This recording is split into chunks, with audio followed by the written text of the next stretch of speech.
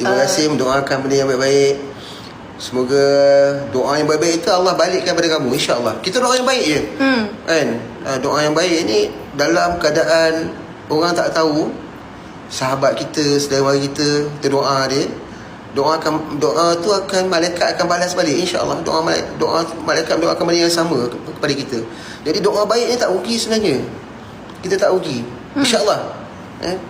Selalu macam tu lah. Ingat sikap positif, insya-Allah. Tak ada masalah. Bersangka baik dengan Allah, itu penting. Setiap apa yang berlaku, bersangka baik. Kita akan lebih tenang sebenarnya.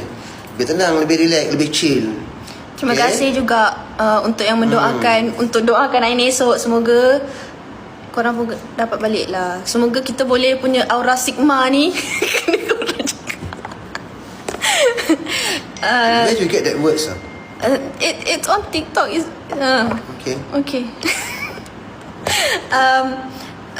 Kami nak minta maaf kalau ada terkasar bahasa, apa lagi dia? Terlebih bicara. Mungkin ada yang tak betul. InsyaAllah lah. InsyaAllah. Biasalah sifat manusia.